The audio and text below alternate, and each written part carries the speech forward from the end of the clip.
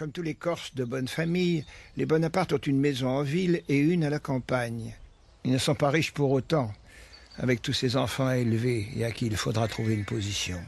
Bref, les Bonaparte n'ont d'autre solution que de quitter l'île. Charles, fort de sa qualité de député de l'Assemblée de Corse, décide de se rendre en visite à Versailles.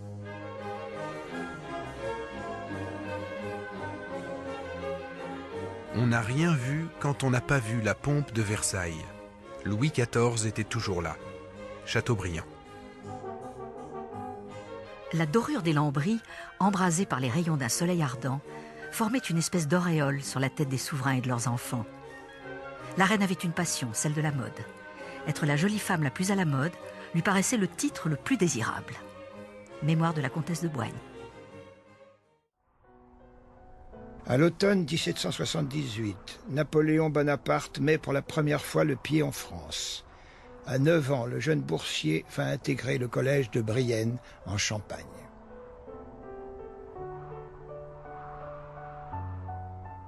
Il y passera 5 ans, enfermé entre ces murs tristes, sans congé ni visite des siens. Bonaparte était en général peu aimé de ses condisciples. Il les fréquentait peu et prenait rarement part à leurs jeux. Dès qu'arrivait le moment de la récréation, il courait à la bibliothèque, où il lisait avec avidité les livres d'histoire, surtout Polybe et Plutarque. Mémoire de Bourrienne. Et en 1784, il a 15 ans, il est admis à l'école royale militaire à Paris.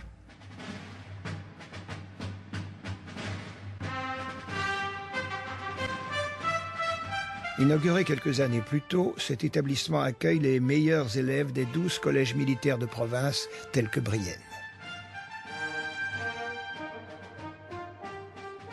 Les jeunes nobles, souvent désargentés, qui y sont admis sont destinés à former les cadres de l'armée royale, au même titre que les fils de grandes familles.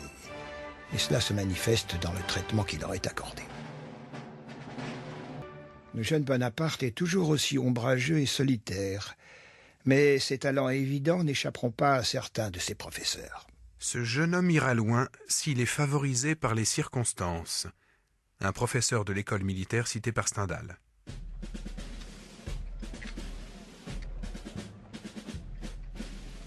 À peine âgé de 16 ans, le voilà sous-lieutenant affecté à un régiment d'artillerie, l'arme d'élite de l'armée française. Il n'y a pas de meilleure façon de commencer une carrière militaire et de découvrir le métier de soldat.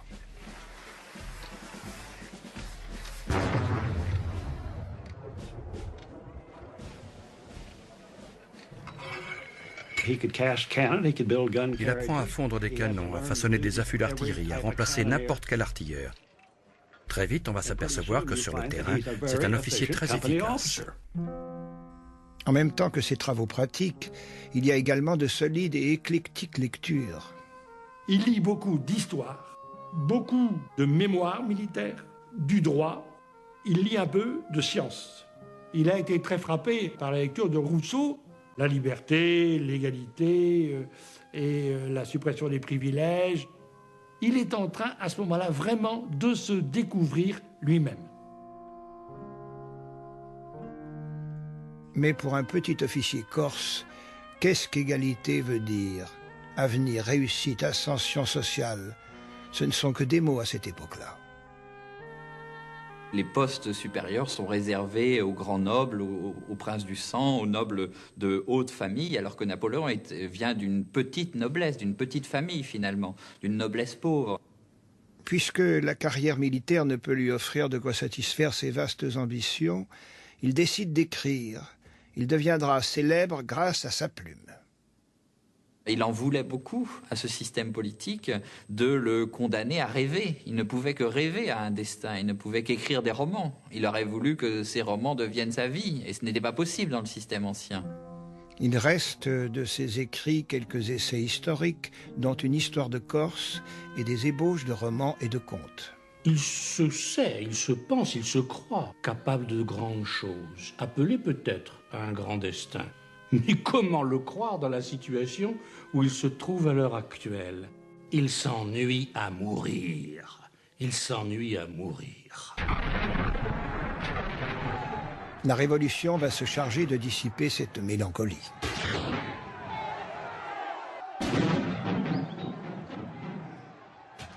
Une lumière dans les esprits, et dans chaque cœur une voix, va, et tu prendras la Bastille. Cela était impossible, insensé, étrange à dire, et tous le crurent néanmoins, et cela se fit. Michelet, Histoire de la Révolution. Bientôt, l'Assemblée nationale vibre à l'unisson de Paris. Dans la nuit du 4 août, les privilèges de la noblesse et du clergé sont abolis. Rien n'arrêtera plus la marche de la Révolution.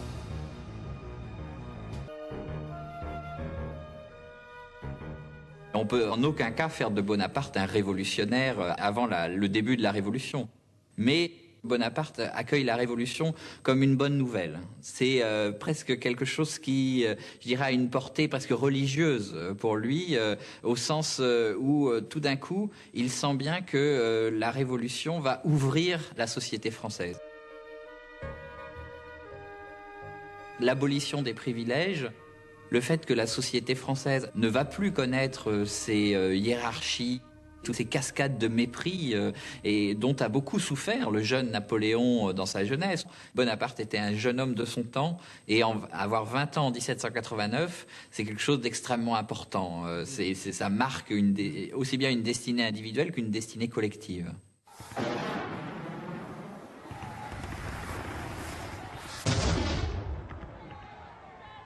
À l'été 92, on le retrouve à Paris en permission. Les débordements révolutionnaires, le pillage des Tuileries, ce monarque que la populace a forcé à coiffer le bonnet rouge, tout ce désordre l'insupporte. Mais le mouvement s'amplifie, la monarchie est renversée, le roi emprisonné, la République proclamée. Napoléon va, à ce moment-là, faire partie de ce monde nouveau.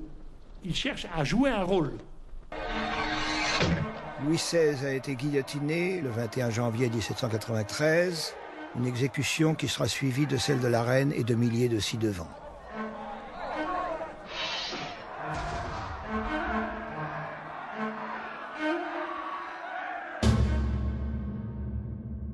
La patrie est en danger, proclame Robespierre, qui par ses discours à la Convention et au Club des Jacobins radicalise le mouvement révolutionnaire et impose la terreur.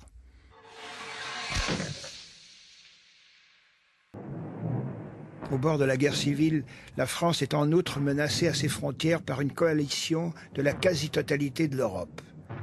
L'Autriche, l'Espagne, la Prusse, l'Angleterre se sont jurés de mettre un terme à cette république.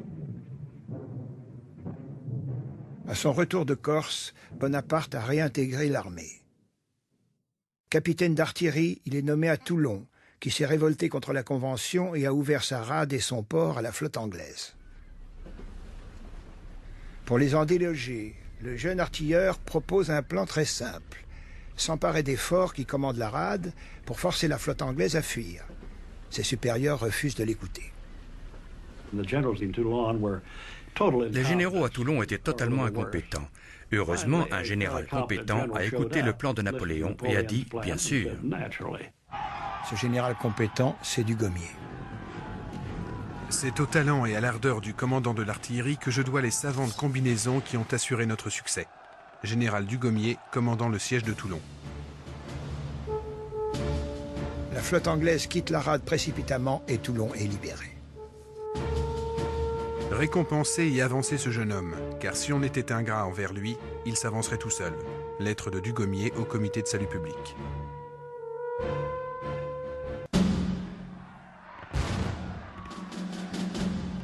Mais la République est toujours en danger, à l'intérieur comme aux frontières. Face au chaos, la Convention est fort occupée à se dévorer elle-même, envoyant à la guillotine les membres des factions qui siègent en son sein.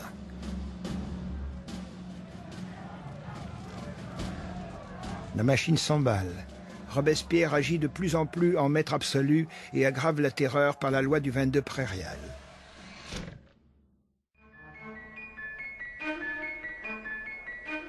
La corde a été trop tendue, elle va rompre. Le 9 Thermidor, une coalition de la peur, renverse Robespierre et ses amis. Leur tour est venu de monter sur l'échafaud.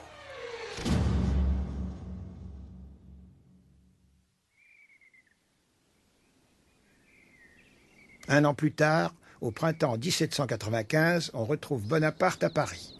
C'est un jeune homme curieux et désargenté qui observe le spectacle de la capitale. Bonaparte a dû rallier l'armée d'Italie dont Barras lui a donné le commandement, comme cadeau de noces.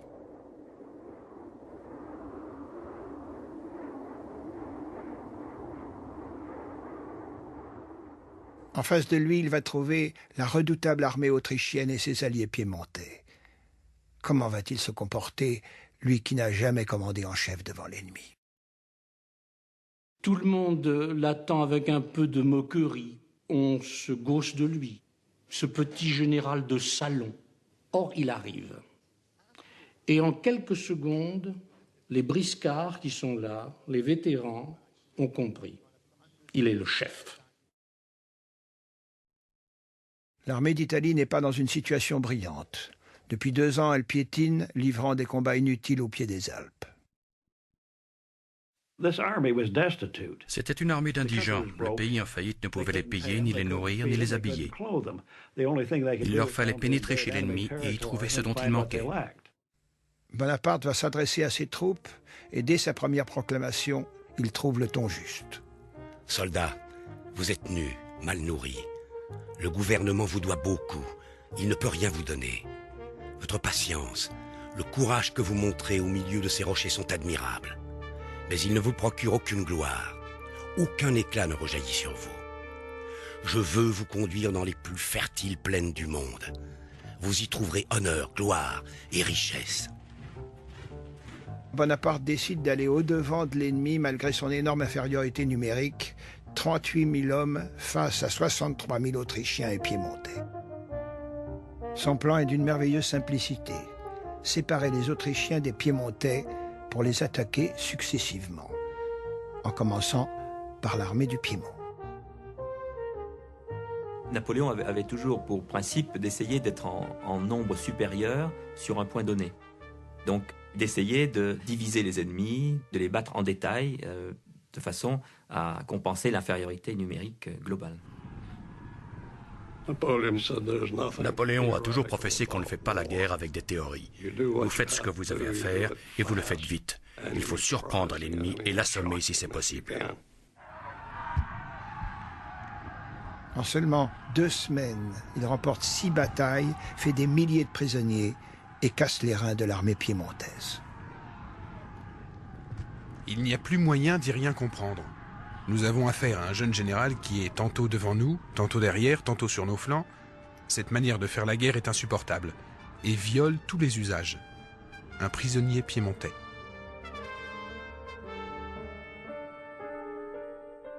Le 24 avril, le Piémont capitule. Bonaparte exige un tribut en pièces d'or et d'argent pour payer ses soldats. C'est la première solde qu'il touche depuis des années. L'armée du Piémont vaincue, Bonaparte peut se retourner contre les Autrichiens qui font mouvement vers l'Est, décontenancés par des méthodes de guerre aussi inattendues. Il attaque tous les jours.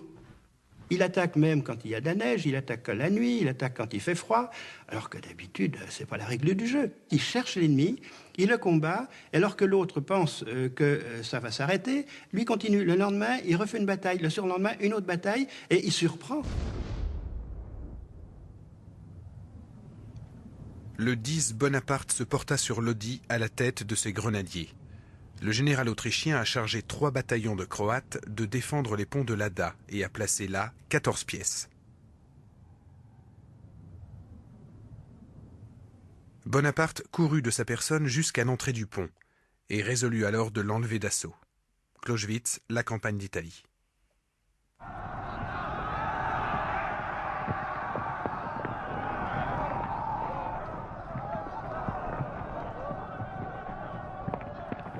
Il n'y a pas du tout de tactique.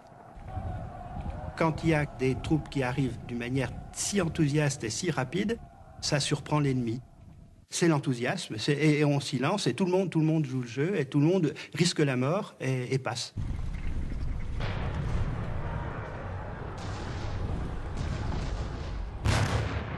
Il n'hésite pas à charger lui-même les canons. Un travail de caporal. Mais il veut être à leur côté. Il prend des risques physiques. Même si les boulets tombent à côté de lui, ça s'est passé plusieurs fois, eh bien, il n'a pas peur.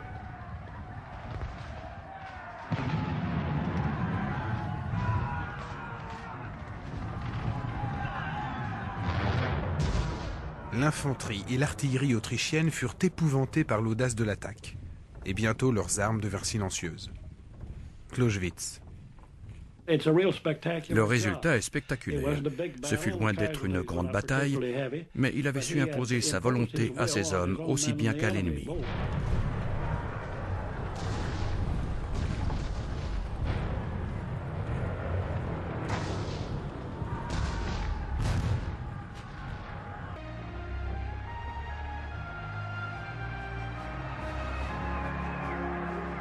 Le 5 mai 1796, Bonaparte entre dans Milan à la tête de ses troupes. Toute la ville est là pour acclamer le général victorieux qui les a libérés du joug autrichien. Mais plus qu'un vainqueur, Bonaparte se veut un libérateur qui va prendre en main le destin de l'Italie. Peuple d'Italie, l'armée française vient rompre vos chaînes. Le peuple français est l'ami de tous les peuples. Nous n'en voulons qu'aux tyrans qui vous asservissent.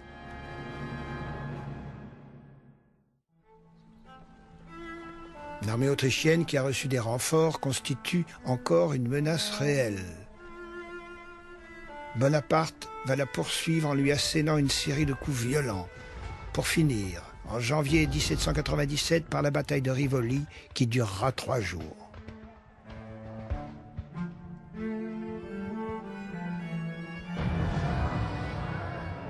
C'est en Italie qu'est née la légende de l'invincible Bonaparte.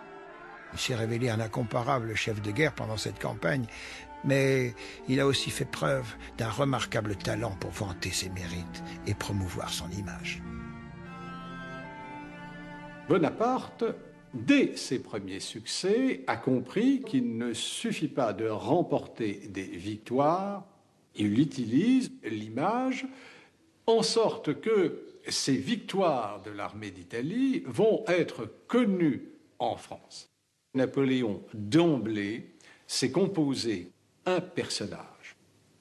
Il a d'emblée arrangé son histoire. Il crée une presse, des journaux, la France vue de l'armée d'Italie, le courrier de l'armée d'Italie, qui exalte ses victoires. Malheureusement pour les Italiens, Bonaparte ne se contentera pas de les libérer des Autrichiens, il va aussi les débarrasser de quelques-unes de leurs plus prestigieuses œuvres d'art. Pour satisfaire l'avidité du Directoire, il fait acheminer vers la France des chefs-d'œuvre du Titien, de Raphaël, du Caravage, jusqu'au célèbre quadrige de la place Saint-Marc. Tout ça trouvera place au tout nouveau musée du Louvre. La mise en coupe réglée de l'Italie n'est toutefois pas la seule occupation de Bonaparte. Il a continué à poursuivre les Autrichiens et 2 mois après la bataille de Rivoli, les voilà repoussés de l'autre côté des Alpes. Lui-même se retrouve à une centaine de kilomètres de Vienne. Bonaparte décide de négocier lui-même. Il exige la Belgique, la rive gauche du Rhin et un gros morceau d'Italie pour y tailler une république sœur. Les Autrichiens atterrés font traîner les choses. Napoléon était un être colérique, parfois avec des réactions physiques très violentes. Et comme les négociations traînaient, Napoléon s'est agité, marché en long et en large, en travers, et en marchant, et il a heurté le petit guéridon sur lequel était le service à thé, et il l'a renversé. Voyez, telle sera votre monarchie autrichienne avant 3 mois. Je vous le promets. Mémorial de Sainte-Hélène. Et il obtient ce qu'il a exigé, ayant négocié seul, sans instruction de Paris.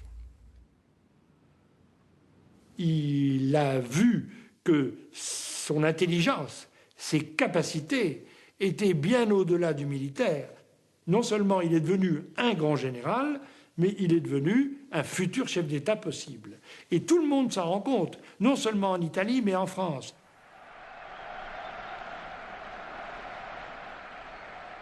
Son retour à Paris est triomphal.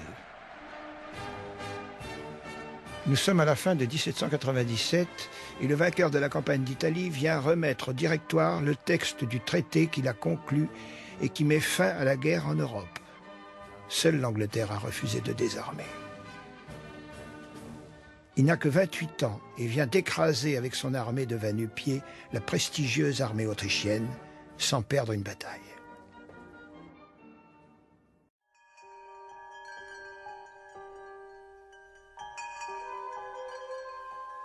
C'est une chose complètement aberrante.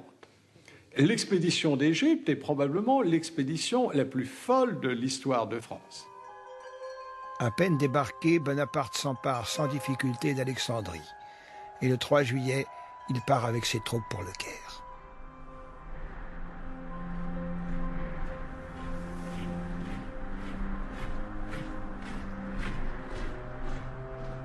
L'Égypte fait partie de l'Empire ottoman depuis des siècles et sa cavalerie est composée de féroces guerriers, les Mamelouks, qui ont une réputation redoutable dans tout le Proche-Orient. C'était à l'origine des esclaves venant du Caucase et qui formaient la garde du sultan. C'est contre ces guerriers que l'armée de Bonaparte va se battre. Comme avant chaque bataille, Bonaparte va adresser une proclamation à ses troupes. Les mots qu'il leur dit ce jour-là resteront célèbres. « Soldats, du haut de ces pyramides, 40 siècles vous contemplent. » Et la bataille des pyramides s'engage. Les Mamelouks chargent, rapides comme l'éclair et violents comme la foudre.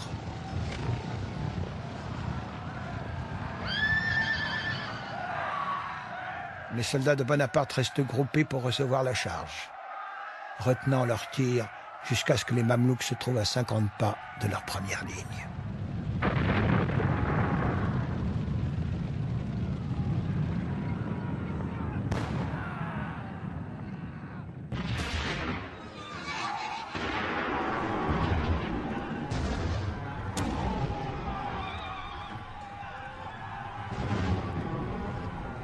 Les Mamelouks affrontent les canons avec leurs sabres et leurs chevaux, avec des armes du Moyen-Âge. C'était une rencontre entre l'Europe de l'avenir et l'Égypte du passé. En 1 heure, la bataille des pyramides est gagnée. Les Français ont perdu 30 hommes. Les Mamelouks, probablement 5 à 6 000.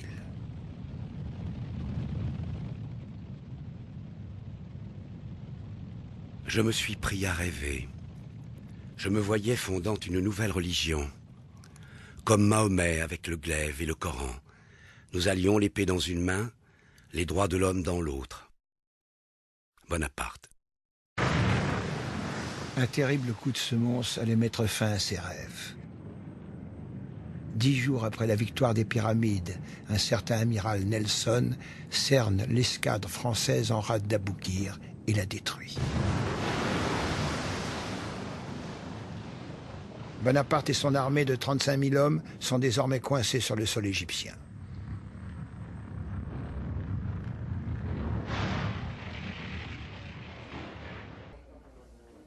Et il est venu en Égypte à la tête d'une armée. Il se trouve, du jour au lendemain, à la tête d'une nation. Et pas n'importe quel pays. C'est l'Égypte.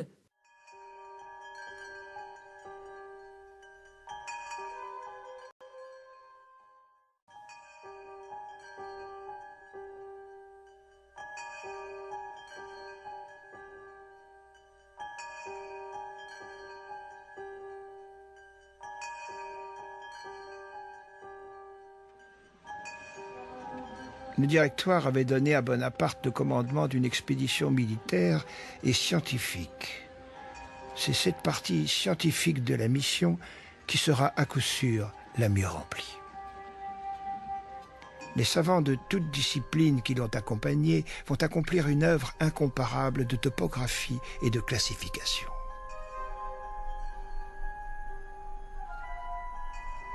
Le catalogue descriptif de l'Égypte qu'ils vont réaliser, texte et illustration, n'a sans doute son pareil nulle part.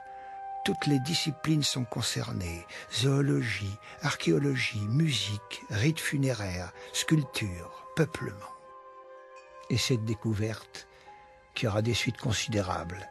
La pierre de Rosette, grâce à laquelle Champollion parviendra bientôt à déchiffrer l'écriture égyptienne. Cette œuvre, publiée par les savants qui ont accompagné Napoléon, est le fondement de l'égyptologie, encore aujourd'hui.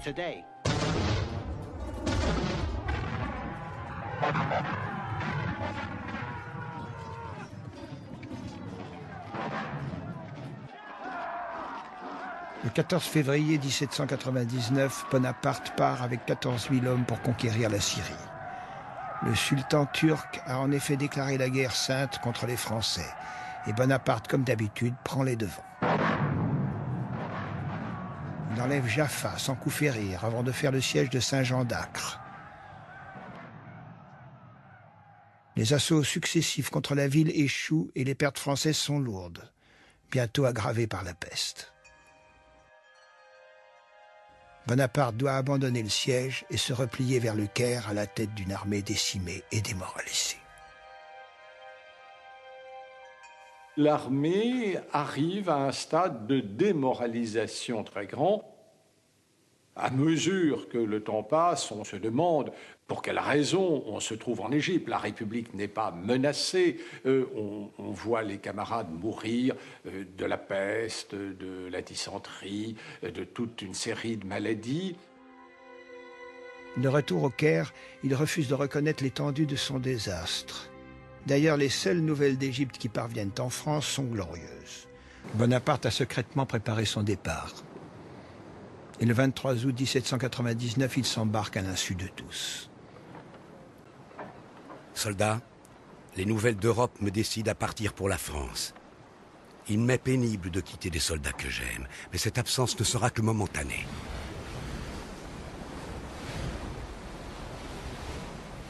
La France est de nouveau en guerre. À l'intérieur, la situation est toujours aussi chaotique, et nombreux sont ceux qui s'attendent à un coup d'État. Bonaparte rêve de jouer les sauveurs, mais n'est-il pas déjà trop tard?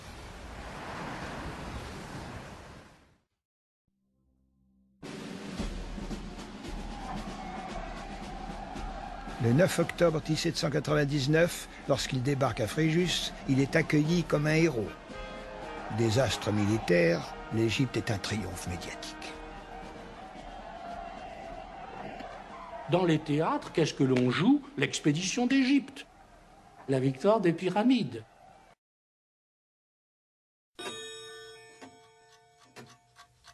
À Paris, la situation politique continue à se dégrader.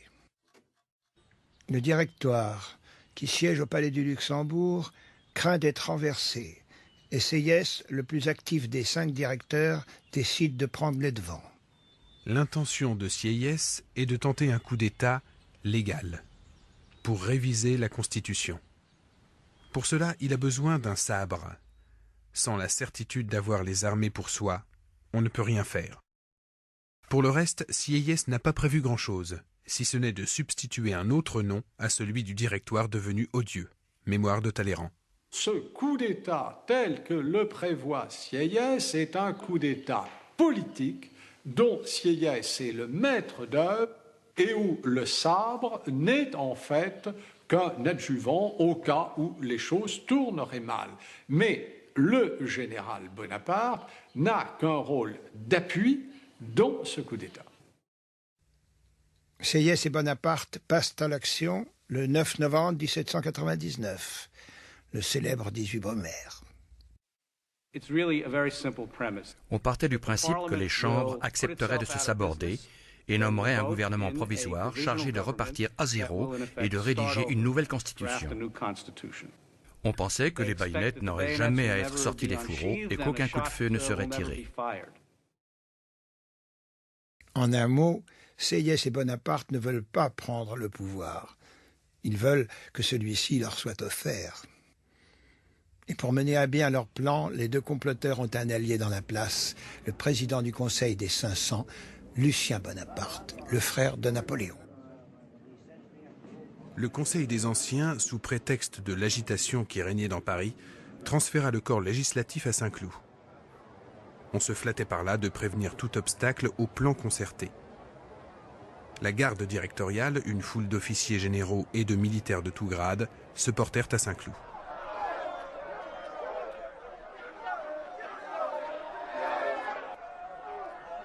Malgré cet appareil de force, on rencontra dans le Conseil des 500 une opposition telle qu'il s'en fallut de peu qu'elle ne fit tout échouer. Mémoire de Talleyrand. En effet, Bonaparte a voulu pénétrer dans la salle où siège l'Assemblée. Il est pris à partie par les députés. Le désordre s'installe. Lucien se rend compte que Napoléon va rater le coche. Il s'enflamme, brandit son sabre, se dirige vers Napoléon, en appuie la pointe sur la poitrine de son frère et dit « Croyez-moi, si Napoléon avait l'intention de s'emparer du pouvoir, c'est moi-même qui transpercerais son flanc. » Ce triumvirat n'est en réalité qu'une façade. Le coup d'État de parlementaire est devenu un coup d'État militaire. Et l'homme fort qui était Sieyès ne l'est plus, c'est maintenant Bonaparte. Les choses ne vont pas traîner. Il ne faudra que quelques semaines à Bonaparte pour supplanter ses deux collègues et faire rédiger une constitution à sa seule convenance. Lorsqu'arrive l'année 1800, Bonaparte est le seul maître de la France. Il a 30 ans.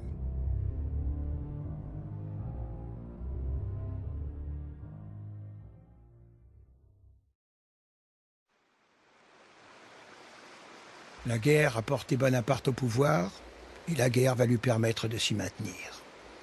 Car la guerre continue. L'Angleterre et l'Autriche n'ont pas renoncé à se battre et Bonaparte doit partir retrouver les champs de bataille. Ce retour sera marqué par un magnifique coup d'éclat. Il entreprend de faire traverser les Alpes au col du Grand Saint-Bernard par son armée, 40 000 hommes, plus l'artillerie et l'intendance. Hier, au Caire, Bonaparte rêvait de reprendre le flambeau d'Alexandre. Aujourd'hui, il se glisse dans les pas d'Hannibal. 2500 mètres d'altitude. Pour traverser les Alpes, ils tiraient les affûts de canon sur des troncs d'arbres creusés comme des canoës.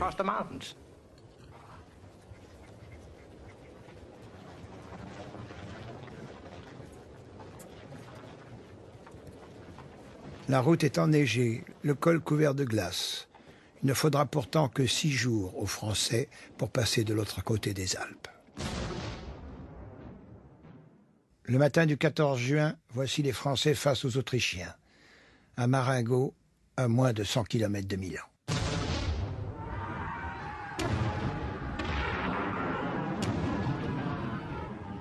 Les combats sont violents. Les Français déplorent plus de 6000 tués et blessés, mais les pertes autrichiennes sont du double. La France a gagné au point.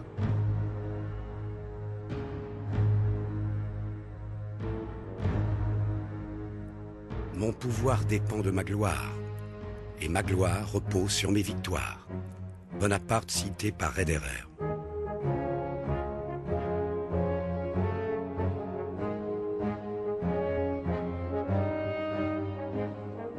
Dans les mois qui suivent, l'Autriche, puis l'Angleterre acceptent de négocier la paix.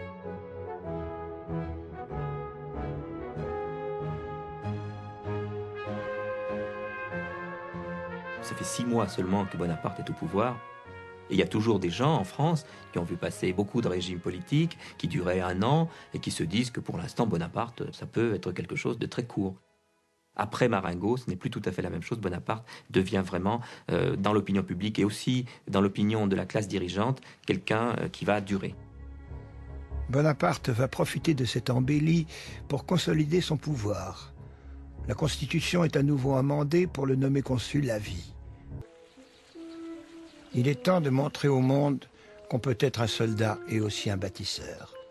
Bonaparte a décidé de transformer la capitale et d'en faire, dit-il, la plus belle ville ayant jamais existé.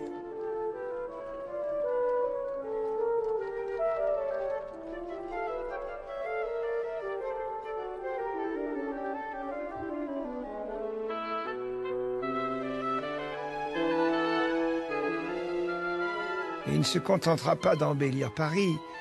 Les réformes qu'il lance dans tous les domaines, juridiques, politiques, économiques, sont d'une ampleur impressionnante.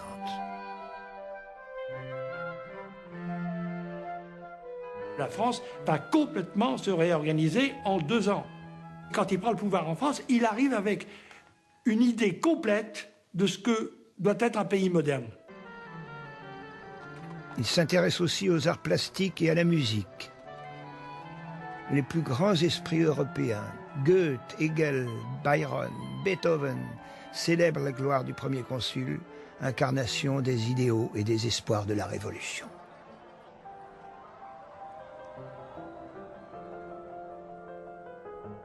Il faut comprendre le prestige de Bonaparte. Il est l'équivalent pour l'Europe de ce qu'a été Washington pour les États-Unis.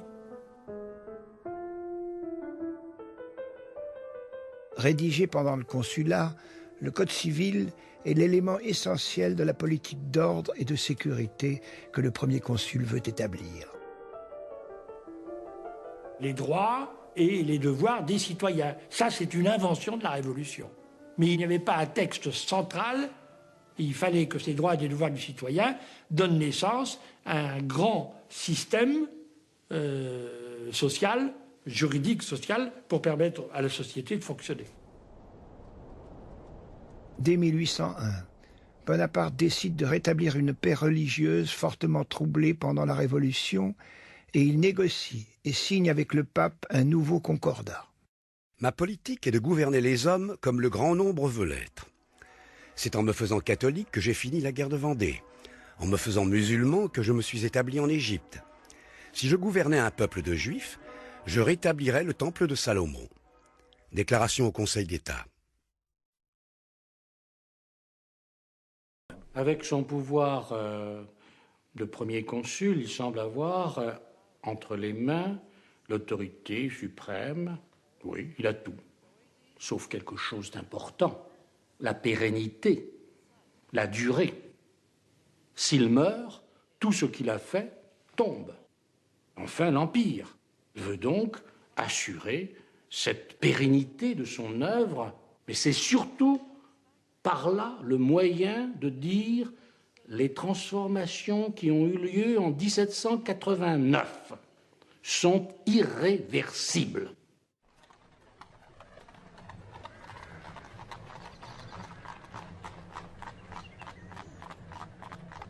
Dans la matinée du 2 décembre 1804, un imposant cortège se dirige vers Notre-Dame.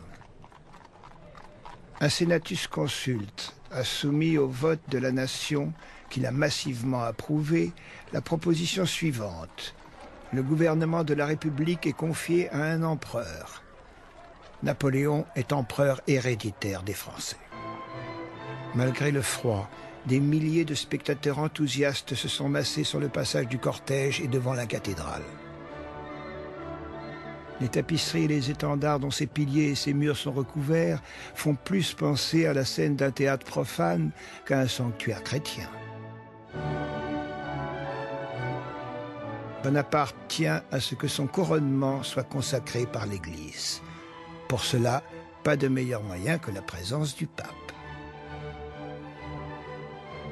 Il a le coup de génie de faire venir à Notre-Dame de Paris le pape, qui lui donne en quelque sorte le sacrement. C'est Dieu qui indique que désormais les transformations de 89 demeureront à jamais établies. 10 ans plus tôt à peine, les Français ont guillotiné leur roi. Les voilà qui couronnent un empereur.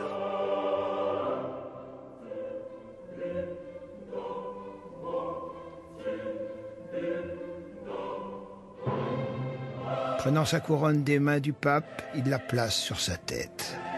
Puis, se tournant vers Joséphine, il la couronne impératrice.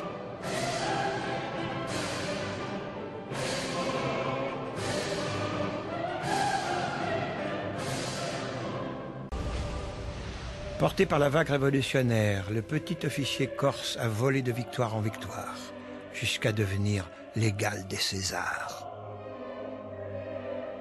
À ses côtés, pour partager sa gloire, la femme qu'il a éperdument aimée.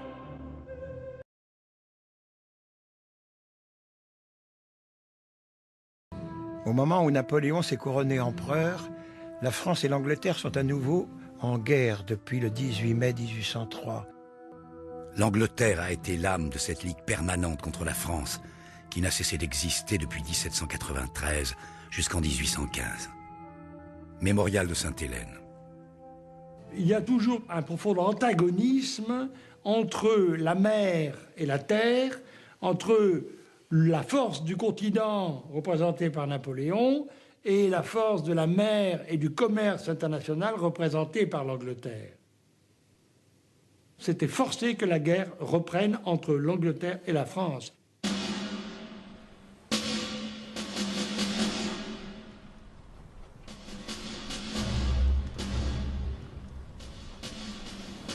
D'un côté, la flotte britannique et le fameux amiral Nelson, de l'autre, l'armée française, avec à sa tête son invincible général.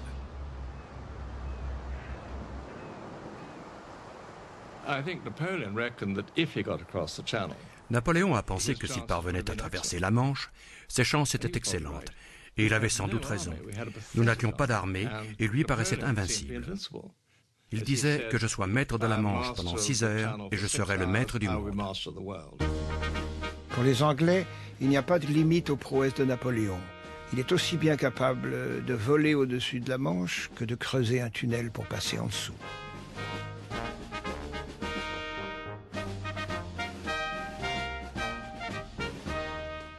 Bonnie le croque-mitaine peut débarquer à tout moment.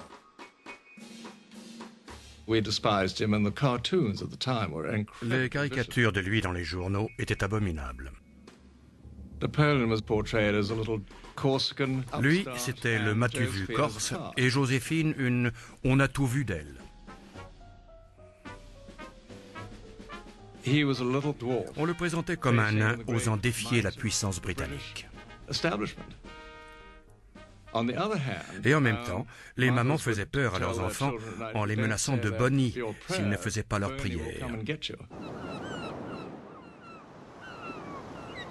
Mais s'il y a une difficulté, où trouver les navires capables de neutraliser la flotte anglaise le temps que son armée traverse la Manche?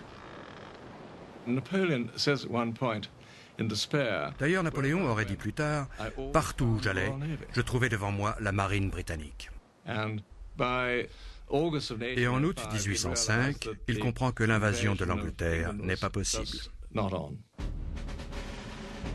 Et à la fin de l'été, après avoir passé ses troupes en revue, il donne l'ordre, à la surprise générale, d'abandonner le camp de Boulogne pour se diriger vers l'intérieur du continent.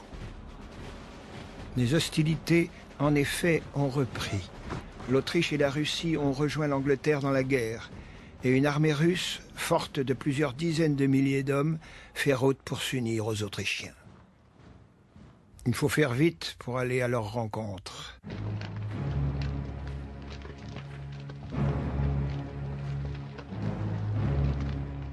Ces mois d'inactivité ont donné aux troupes de Napoléon l'envie de se battre à nouveau. Supérieurement entraînée, formée de soldats qui ont fait les campagnes d'Italie et du Rhin, cette armée mérite bien son nom de grande armée.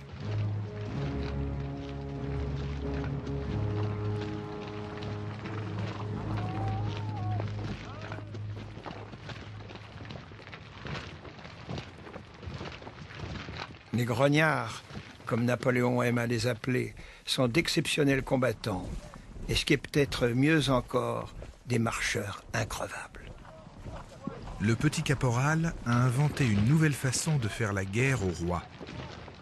Il se sert de nos jambes plutôt que de nos baïonnettes. Un soldat de la Grande Armée.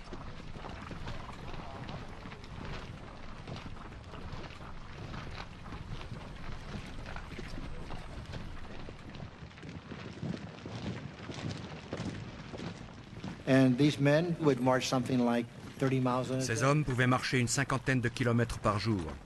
Ils marchaient 4 heures, s'arrêtaient, puis remarchaient 4 heures avant de s'arrêter à nouveau. Ils se procuraient leur nourriture en chemin, donc ils n'étaient pas ralentis par de lourds convois d'intendance. La troupe a un moral à toute épreuve, dû en grande partie à la popularité de Napoléon auprès des soldats, ce fameux culte de l'empereur. Quand il est en inspection ou sur un champ de bataille, il est capable de savoir de mémoire quel officier doit commander quel régiment, quelle division ou quel bataillon, et de demander pourquoi cet officier-là n'est pas là alors qu'il devrait être là. Quel est l'homme le plus courageux de cette unité demanda-t-il un jour. Et il a dégrafé la Légion d'honneur qu'il portait sur son uniforme pour l'épingler sur la poitrine du soldat. Vous imaginez ce qu'on a raconté dans toute l'armée. La présence de l'empereur, la simplicité de sa tenue, la bonhomie naturelle de son attitude, tout cela galvanisait la troupe. L'art de la guerre, Général Venty. L'image du petit caporal va devenir célèbre bien au-delà de son armée et se répandre dans l'Europe entière. Avec sa petite redingote et son chapeau, il crée là un personnage simple, austère, mais très reconnaissable.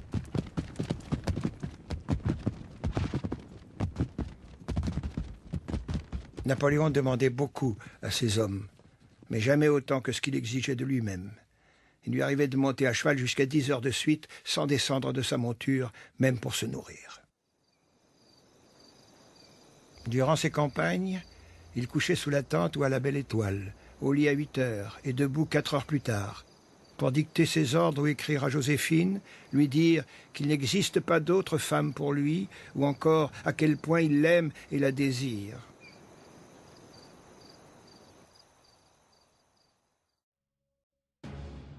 Arrive l'automne. L'armée de Napoléon se dirige à marche forcée vers l'Autriche, où Russes et Autrichiens s'apprêtent à faire jonction.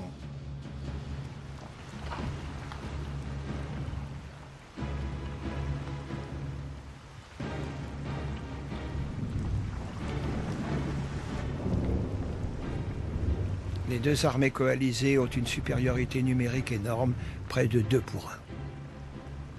The Russians and the Austrians thought that they would lick him. Russes et Autrichiens sont sûrs de n'en faire qu'une bouchée. Dès qu'ils l'auront à leur portée au cœur de l'Europe, ils l'écraseront. C'est mal compté avec la rapidité d'exécution de Napoléon. Il va miser sur la distance qui sépare encore les deux armées et attaquer d'abord les Autrichiens. Il franchit le Danube pour prendre à revers l'armée du général Mack à Ulm. Coincé contre le fleuve, celui-ci décide de faire face et il est encerclé. Les Français font 27 000 prisonniers, une armée entière, la moitié des troupes dont dispose l'Autriche. L'empereur s'adresse aux généraux autrichiens vaincus. Messieurs, votre maître me fait une guerre injuste. Rien ne s'interpose plus entre Napoléon et Vienne. J'ai été, ma bonne Joséphine, plus fatigué qu'il ne le fallait. 8 jours, toute la journée, l'eau sur le corps et les pieds froids m'ont fait un peu mal. J'ai rempli mon dessein. J'ai détruit l'armée autrichienne par de simples marches. Adieu, ma Joséphine. 1000 choses aimables partout. Napoléon. Napoléon a fait route à une vitesse prodigieuse. 200 000 hommes ont parcouru 850 km à pied en 40 jours. Et une bonne moitié de l'armée autrichienne est détruite.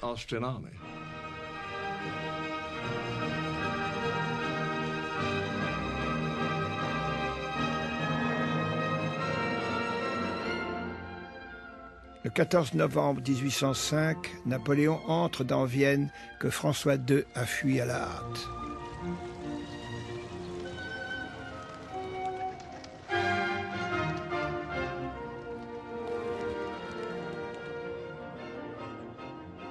L'empereur s'installe en maître au palais de Schönbrunn et fait parader ses troupes dans les rues de la ville. Il est la liberté triomphant de l'autocrate autrichien. Mais le charme est rompu. Ceux qui ont porté au nu le premier consul dénoncent aujourd'hui le tyran. L'empereur Napoléon n'est rien d'autre qu'un mortel ordinaire. Il piétine les droits de l'homme et il est devenu un despote. Ludwig van Beethoven.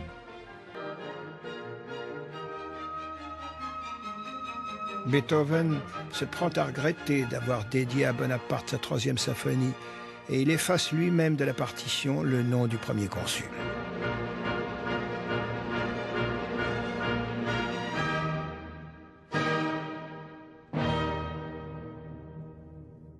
Quelle apothéose pour Napoléon quand on lui a remis les clés de la capitale autrichienne. Mais ce triomphe était une victoire à la Pyrrhus. La France subissait au même moment une défaite aux conséquences incalculables. Le 21 octobre 1805, l'amiral Nelson a remporté à Trafalgar une bataille navale décisive contre la flotte franco-espagnole.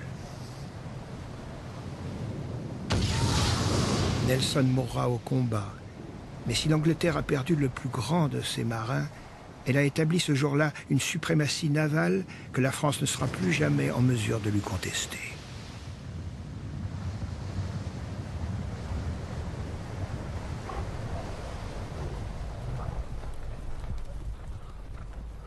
Pour l'heure, Napoléon a d'autres soucis. Malgré sa victoire récente à Ulm, sa position n'est pas des plus favorables. Isolé au cœur de l'Europe, il risque d'être victime de l'audace même dont il a fait preuve. L'hiver arrive, on est en novembre, il fait froid. La population tout autour est hostile. Les Russes seront bientôt là pour appuyer les Autrichiens. Et à 1600 km de Paris, les approvisionnements sont difficiles.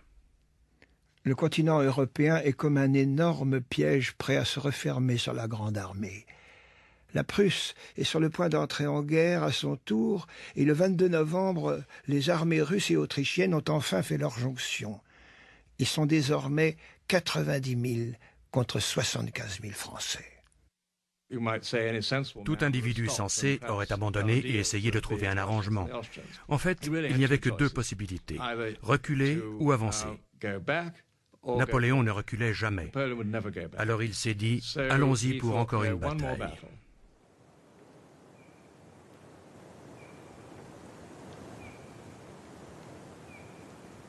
Nous sommes dans les derniers jours de novembre. Napoléon, qui a relu le récit des campagnes de Frédéric II, reconnaît le terrain, étudie les cartes et choisit très précisément l'emplacement où il va livrer bataille. Un terrain vallonné près du village d'Austerlitz, avec un plateau entouré de bois et d'une zone marécageuse.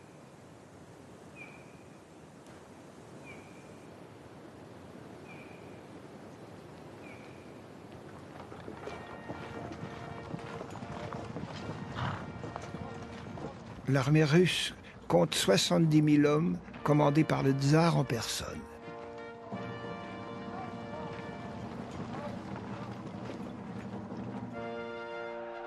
À 28 ans, Alexandre Ier possède toute la fougue de la jeunesse et il rêve de la gloire que lui procurerait une victoire sur l'invincible Napoléon, le dieu de la guerre en personne.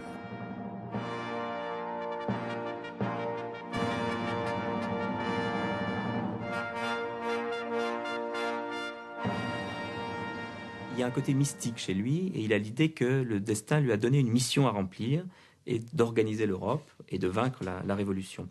Et ça lui donne une certaine force, mais ça lui donne aussi, ça risque de le pousser à l'imprudence.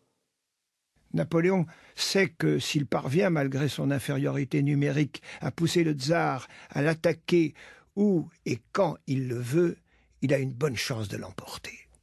Napoléon sait que les ennemis savent qu'il est en situation difficile. Donc il va exploiter, c'est un peu comme le judo, il va exploiter cette faiblesse apparente pour la retourner contre l'ennemi.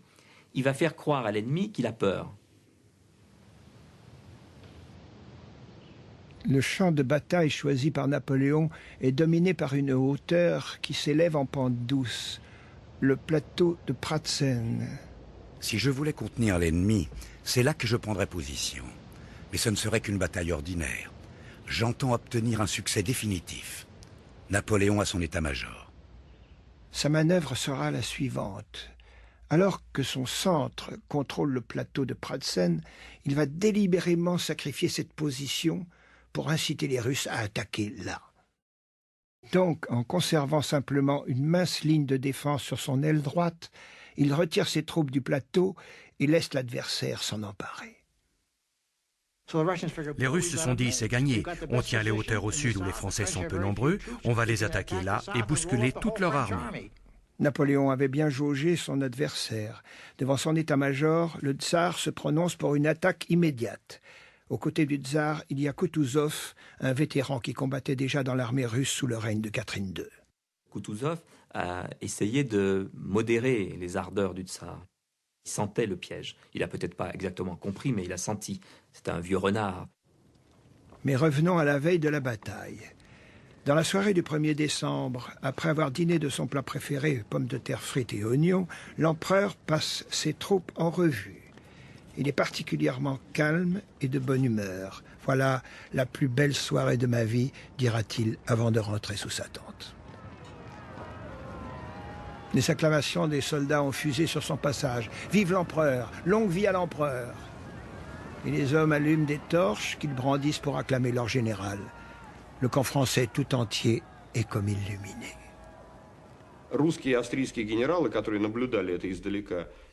Les généraux russes et autrichiens, qui voyaient ça de loin, furent convaincus que les Français mettaient le feu à leur bivouac avant de commencer leur retraite. Quand le jour se lève, le 2 décembre, le plateau de Pratzen est noyé dans un épais brouillard. De son poste sur la hauteur, le tsar, qui a hâte de vaincre, ordonne à ses troupes de descendre bousculer l'aile droite française retranchée dans le village de Telnitz. Napoléon leur a préparé une surprise.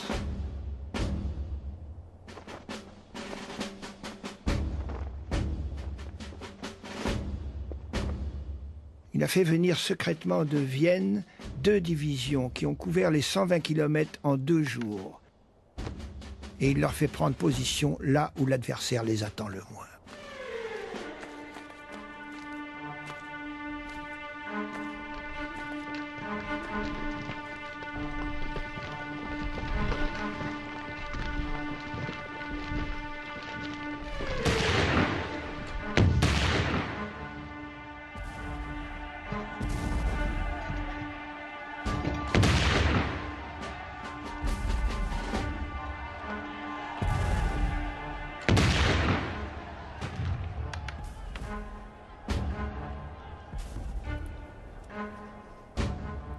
L'ennemi se comporte très précisément comme s'il effectuait une manœuvre sous mon commandement. Napoléon. Napoléon a obtenu ce qu'il voulait, une attaque contre son aile droite. À lui maintenant de jouer et de reprendre le plateau de Pratzen, laissé pratiquement sans défense par les Russes. Il a massé 2 corps d'armée au pied du plateau, 17 000 hommes que le brouillard dissimule.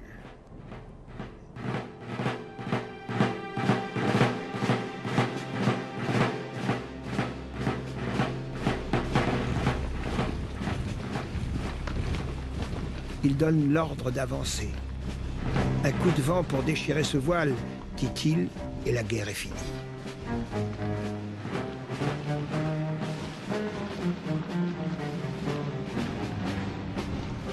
Ce sera le soleil qui, en perçant, balayera le brouillard.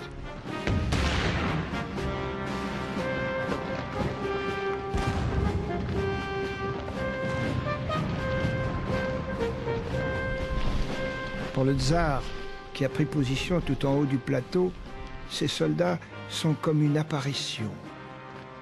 Ils semblent venir du ciel, dit-il à son aide de camp. Dites plutôt de l'enfer, lui répond celui-ci.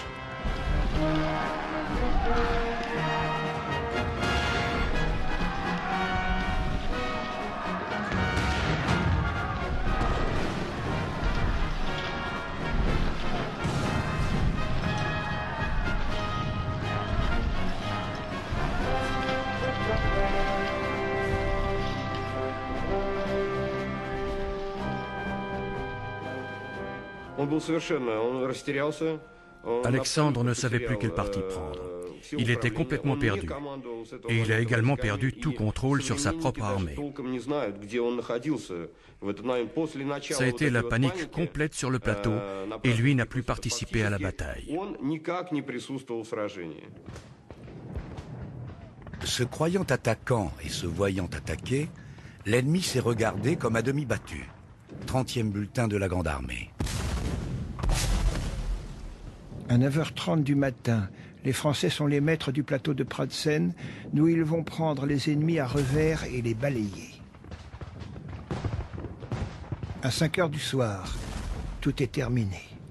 Le silence va tomber sur Austerlitz en même temps que la nuit.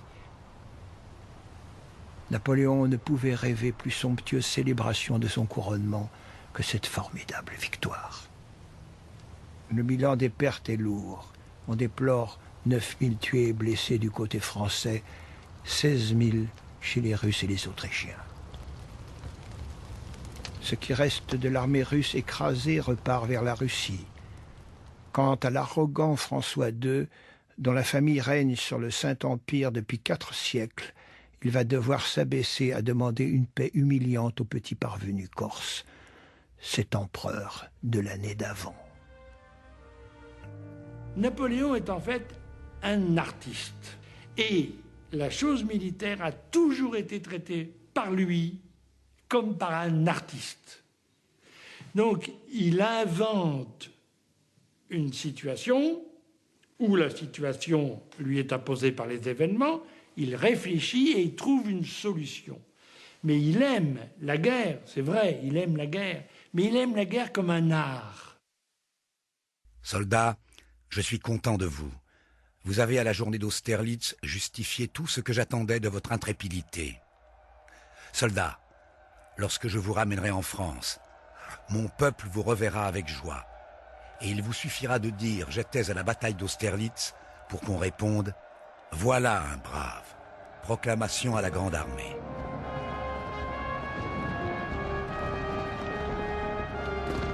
Paris célèbre la victoire avec faste.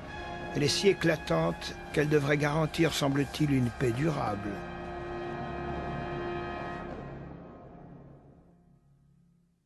En fait, la paix durable se prolongera 6 mois.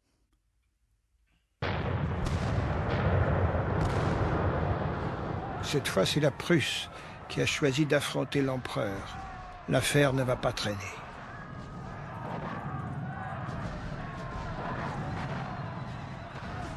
L'idée que la Prusse ose me défier seule est à ce point ridicule qu'elle ne mérite pas d'être relevée. Napoléon.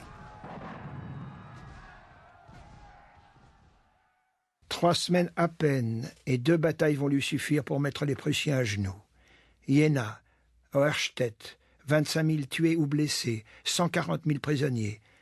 L'armée prussienne n'existe plus.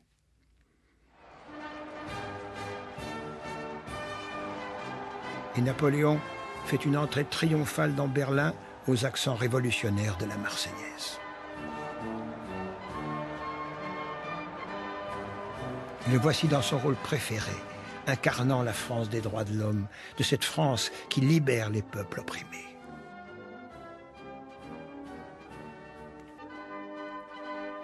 Je me suis rendu compte que les hommes ne naissent pas pour être libres. La liberté n'est un besoin que pour une catégorie peu importante de la population. Napoléon. Lorsque l'année 1806 se termine, la guerre en Europe continue. Si l'Autriche et la Prusse se sont retirées de la scène, il reste 2 adversaires qui ne sont pas disposés à désarmer, la Russie et l'Angleterre. Puisque ces 2 pays veulent la guerre, ils l'auront. Napoléon a dû renoncer, vu son infériorité navale, à débarquer en Angleterre. Alors contre elle, il a inventé la guerre économique, le blocus continental. La Russie, il ira, si besoin est, la défier chez elle. Les seules victoires définitives, professe-t-il, sont celles qu'on remporte sur le territoire de l'adversaire. En fait, les Russes ont choisi de l'affronter sur le sol prussien. La réponse de Napoléon, ce sera les batailles d'Eylau et de Friedland. 2 victoires, mais à l'arraché, et qui ont entraîné des pertes considérables dans les 2 camps. Au total, on compte entre les Français et les Russes près de 70 000 tués et blessés.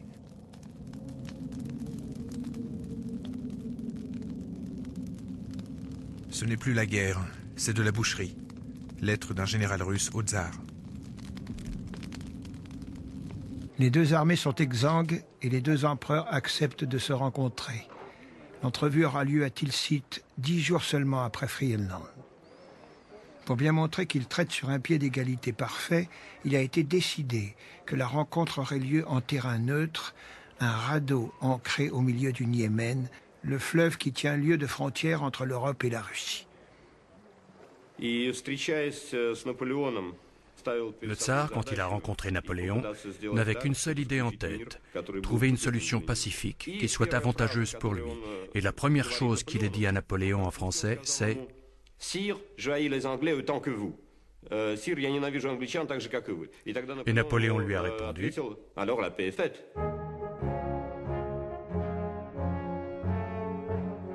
Napoléon va se montrer extrêmement généreux. Il n'a aucune visée particulière sur des territoires russes. Tout ce qu'il veut, c'est que la Russie adhère au blocus continental. Le tsar accepte une alliance secrète entre la Russie et la France contre l'Angleterre. Napoléon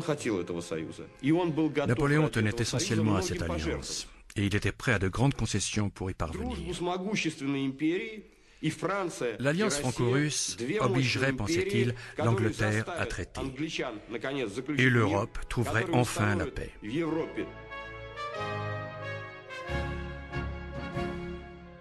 10 jours auparavant, les deux hommes se combattaient à mort.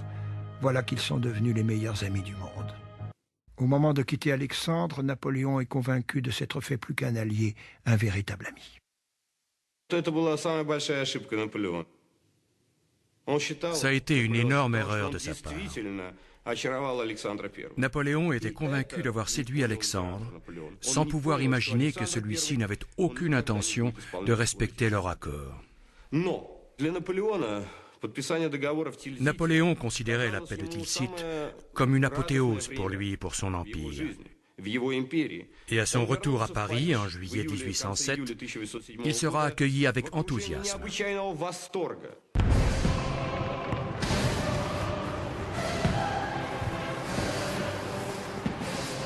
En France, tout respirait le bonheur, et il faut le dire, l'enivrement du succès. Nous sommes au printemps 1812 et Napoléon, refusant d'écouter ses conseillers les plus proches, a décidé d'envahir la Russie avec une armée gigantesque, plus de 600 000 hommes, rassemblant à côté des Français des soldats de toute l'Europe, Italie, Pologne, Allemagne. Si je réussis en Russie, je suis maître du monde. Napoléon. Il est convaincu qu'il écrasera les Russes en une vingtaine de jours au plus. Seulement, les choses ne vont pas se passer selon le plan prévu. L'armée de Napoléon s'enfonce en territoire russe sans trouver personne en face d'elle à combattre.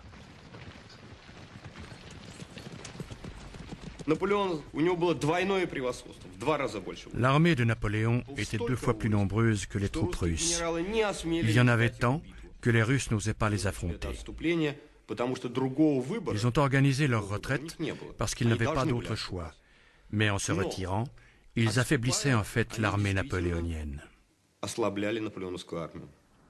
La chaleur et la sécheresse duraient depuis plus de 3 semaines. L'infanterie en avait jusqu'au mollet de cette poussière molle, étouffante, qui ne se refroidissait pas même la nuit. On se battait pour avoir de l'eau et on allait jusqu'à boire de la boue. Tolstoï, Guerre et paix. En 2 mois, alors qu'il n'y a pas eu le moindre coup de feu échangé, l'armée napoléonienne a perdu 150 000 hommes, 25% de l'effectif initial. Beaucoup de soldats étrangers décidèrent simplement de partir. Ils n'étaient pas français et n'avaient aucune loyauté particulière à l'égard de Napoléon. À la fin de l'été, les Français arrivent en vue de Moscou. Les Russes décident enfin de faire face à Borodino, un petit village sur la Moskova. Seigneur Tout-Puissant, soutiens de ta force notre très pieux et autocrate empereur Alexandre. Accorde-lui la victoire sur l'ennemi. Tolstoï, Guerre et paix. Tous étaient prêts à mourir pour la Russie. C'est une journée sainte que celle où on meurt pour une grande cause. La tradition voulait qu'avant de mourir, on mette des sous-vêtements blancs. Et tous, avant d'aller au combat, revêtirent des sous-vêtements blancs.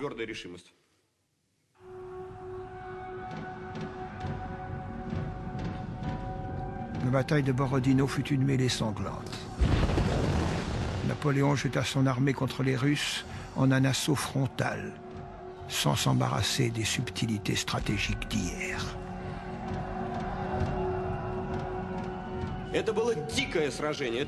Ce fut un affrontement sauvage, dirigé par une seule idée, s'entretuer. Et il y eut une multitude de morts. Une horreur. La bataille commença à 6h30 du matin et se poursuivit jusqu'à 3h de l'après-midi, jusqu'à complet épuisement des deux côtés. Les Russes ne cédèrent pas. Ils se battirent jusqu'au bout, jusqu'à ce que les Français arrêtent le combat. Mais comme ils abandonnèrent le terrain le lendemain, Napoléon réclama la victoire. Alexandre refusa de répondre à ces propositions de paix. Je ne ferai la paix que lorsqu'il ne restera plus un seul ennemi en armes sur la terre russe. Alexandre. C'est dans une cité presque vide que les troupes de Napoléon vont entrer.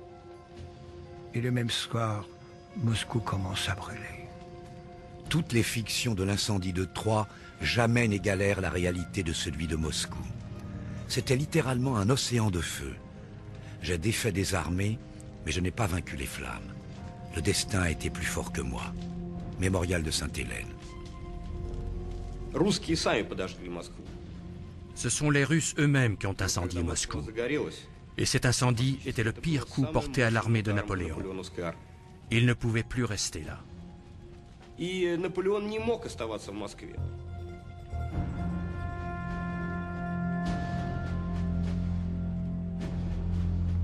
Le 19 octobre, par une douce matinée d'automne, il quitte Moscou à la tête de ses troupes.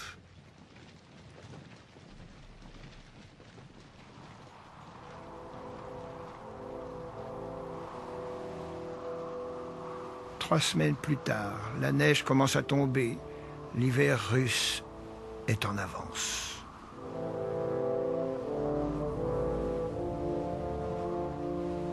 La température descend rapidement à -25. Comment se défendre contre le froid qui vous gèle jusqu'aux os? Nous ne pouvions décoller nos lèvres l'une de l'autre. L'intérieur de nos mains était gelé. Nous avions le sentiment d'être des survivants dans un monde glacé. Un soldat de la Grande Armée. La nourriture commence à manquer. Heureusement, il y a les carcasses des chevaux morts de faim que les hommes se disputent. En plus du froid, de la faim, de l'épuisement, il y a les Cosaques. Ils sont partout, talonnant les flancs de l'armée comme des milliers de guêpes harcelant un animal blessé.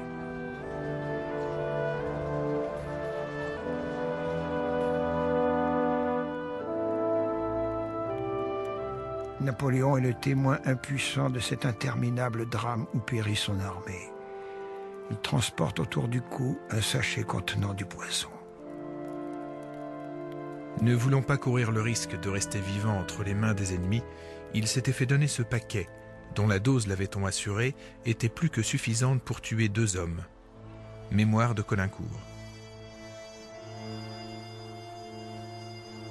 Et soudain, il apprend qu'une tentative de coup d'État a eu lieu à Paris le 5 décembre 1812 pour le renverser. Il abandonne ses troupes et retourne en France à la hâte. Du sublime au ridicule, il n'y a qu'un pas, confiera-t-il à Colincourt. Il avait perdu 500 000 hommes. Sur les 600 000 hommes qui sont partis là-bas, il n'en est revenu que 83 000. Comme l'a dit Talleyrand, ce fut le début de la fin.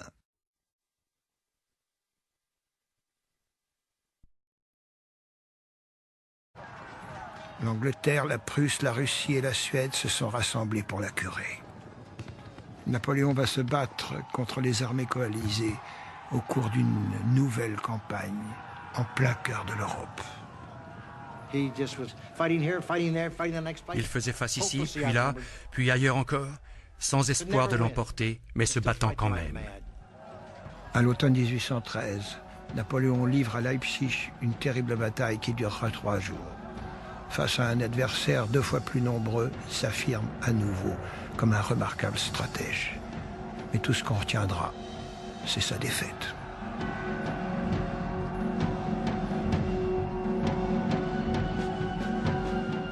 Désormais seul, Napoléon n'est plus protégé par sa réputation d'invincibilité. L'année passée, l'ensemble de l'Europe marchait à nos côtés. Aujourd'hui, l'ensemble de l'Europe marche contre nous. En 2 mois, il a perdu 400 000 hommes et n'en continue pas moins à se battre.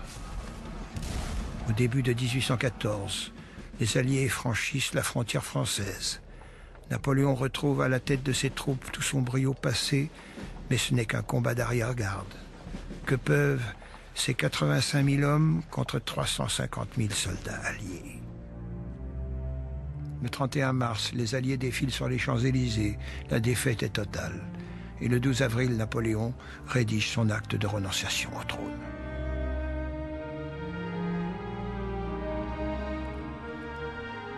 L'empereur m'appela.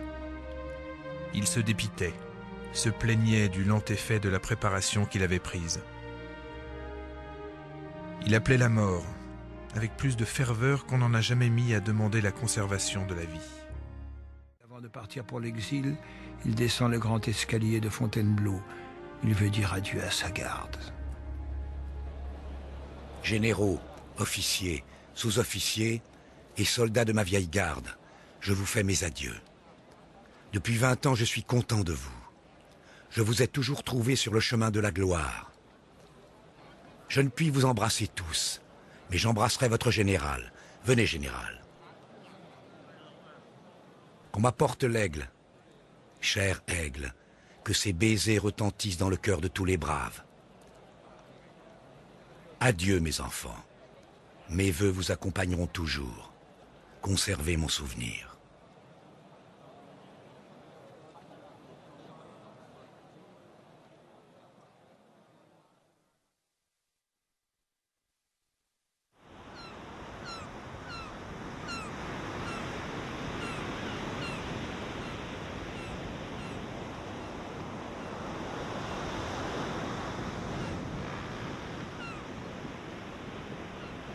C'est sur un navire anglais que Napoléon s'embarque pour gagner la petite île de Méditerranée où les puissances alliées ont décidé de la signer à résidence. Qu'ont pu être ses pensées en passant au large de son ancienne patrie corse, d'être monté si haut pour tomber aussi bas? En guise de palais impérial, on lui a aménagé une agréable villa au sommet d'une falaise haute d'une 30aine de mètres. On compte bien qu'il acceptera de régner sur ce royaume d'opérette jusqu'à la fin de ses jours. Car on ne l'a pas totalement destitué, on lui a laissé le titre d'empereur en l'accompagnant de celui de souverain de l'île d'Elbe.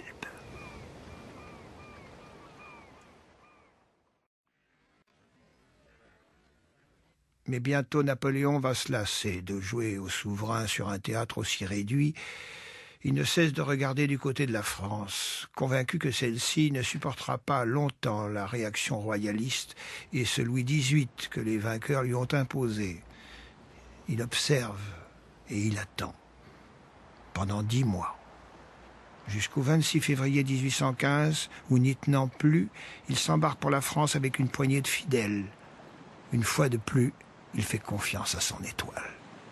Lorsqu'il a fait une erreur ou a été victime d'une infortune, l'homme de génie parvient toujours à se rétablir.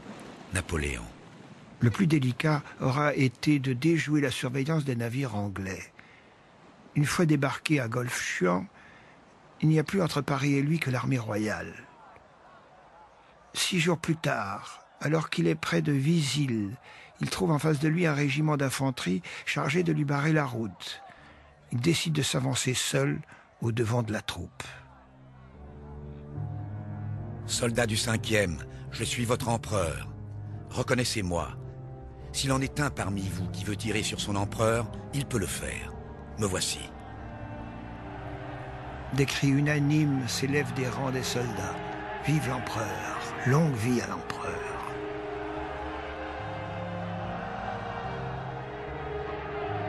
Vive l'empereur! Les Vive l'empereur l'ont accompagné jusqu'à Paris.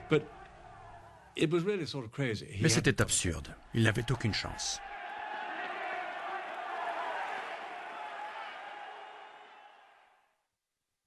La coalition qui avait remporté la victoire contre Napoléon en 1814 a tenté, après son abdication, d'organiser la paix en Europe. Mais au congrès de Vienne, les appétits s'affrontent. Les négociations piétinent. L'annonce du retour de l'empereur ressoude l'alliance. l'Autriche, la Russie, la Prusse et l'Angleterre décrètent Napoléon hors la loi et se préparent à le combattre. Dès la fin mai, 2 armées, l'une anglaise, l'autre prussienne, ont pris position en Belgique. De plus, les troupes russes et autrichiennes font route vers la France à marche forcée. Face à toutes ces menaces, Napoléon va tenter un pari très risqué, se glisser entre les Anglais et les Prussiens et les écraser successivement avant l'arrivée des Autrichiens et des Russes. Il lève donc une armée à la hâte et fait route vers la Belgique. Une vaste étendue de champs semés de seigles et de trèfles près de la petite ville de Waterloo. Tel est le cadre où va se jouer la dernière partie que disputera Napoléon. En face de lui, à la tête des troupes anglaises, il y a un grand général, le duc de Wellington. Pas beaucoup d'imagination, mais doté de nerfs d'acier. Il connaissait bien ses troupes et savait ce qu'il pouvait leur demander. C'était un as de la défensive. Wellington dispose de 68 000 hommes et il peut aussi compter sur les 72 000 Prussiens de l'armée de Blücher.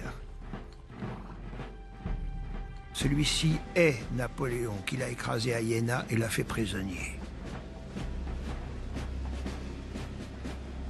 S'il parvient à réunir les 2 armées, Wellington disposera d'une supériorité numérique de 2 contre 1. Arrivera pas. Tout le problème est là. Blücher est encore loin et Napoléon a envoyé un détachement à sa rencontre pour le retarder. Il ne cessera de pleuvoir pendant toute la nuit précédant la bataille. À l'aube, les soldats des 2 camps regardent résignés leurs effets tout trempés. On pense que Napoléon va donner l'ordre d'attaquer. Voilà des heures que le jour est levé, mais rien ne vient. Il attend, dira-t-il, que le sol sèche pour lui permettre de mettre ses canons en batterie. Certes, le terrain était tellement détrempé qu'on ne pouvait pas faire avancer l'artillerie. Mais il ne s'arrêtait pas à ce qui était un détail avant. Il attaquait quand il avait décidé d'attaquer. J'ai senti que la fortune m'avait abandonné.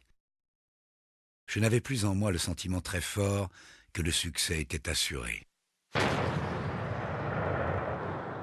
Enfin, à 11h30 du matin, l'artillerie française ouvre le feu. La situation est la suivante. L'armée anglaise tient fortement 2 fermes qui flanquent le champ de bataille, ainsi qu'une crête au centre du dispositif. Napoléon n'a pas de temps à perdre à de savantes manœuvres. Il va tout miser sur une attaque frontale massive. Il voulait attaquer Wellington en premier et avoir raison de lui le plus vite possible, espérant que celui-ci s'enfuirait vers ses navires et qu'il pourrait alors s'occuper de Blücher. Peu après midi, Napoléon déclenche un violent barrage d'artillerie contre le centre du dispositif anglais. Les tirs des 74 pièces d'artillerie française resteront sans grand effet. Wellington ayant disposé ses troupes à l'abri de la crête. Napoléon avait pour devise de ne jamais attaquer une position bien défendue. Mais cette fois, il n'a pas le choix. Il doit chasser Wellington de là. Les Français attaquent et sont refoulés en désordre.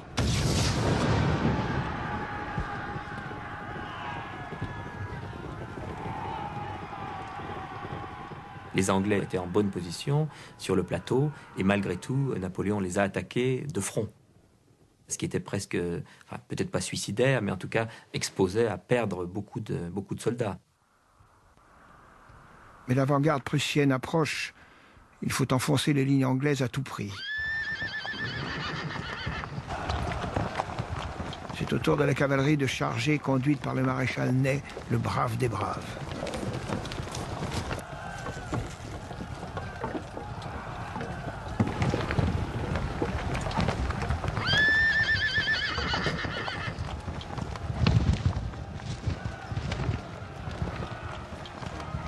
Les Anglais se sont formés en carré, attendant l'assaut.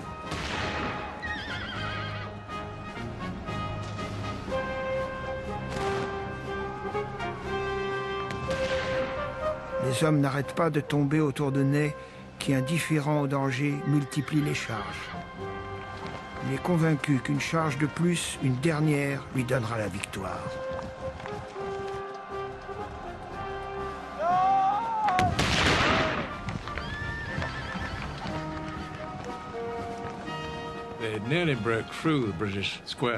Ils furent à deux doigts d'enfoncer les lignes anglaises. Mais Ney chargeait sans aucun soutien d'infanterie.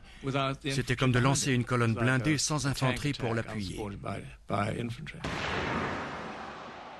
La ligne anglaise a été sur le point de rompre, mais en attendant, c'est la cavalerie française qui est détruite.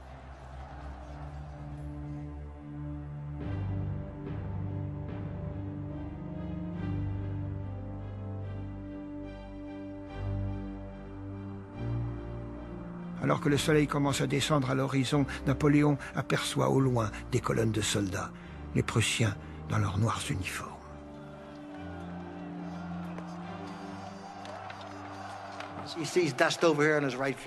Il aperçoit de la poussière sur sa droite. Il sait que c'est les Prussiens. Il peut soit se dégager et se replier, soit faire le pari de vaincre les Anglais avant que les Prussiens n'arrivent.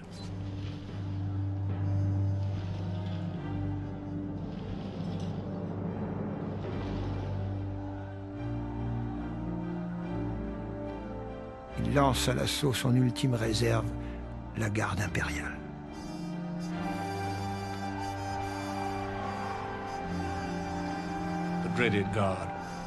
Cette garde si redoutée, qui n'a jamais reculé. Le qui tout double de la dernière chance.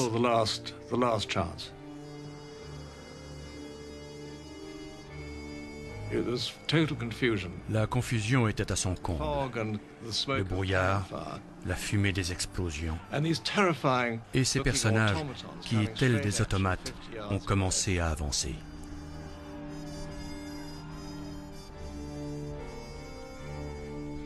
Wellington attendra qu'il soit à 40 pas pour donner l'ordre de tirer.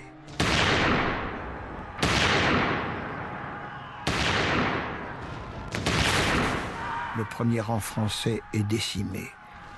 Plus de 400 hommes au sol. La garde continue d'avancer. Ils furent magnifiques et ils furent sur le point de rompre la ligne anglaise.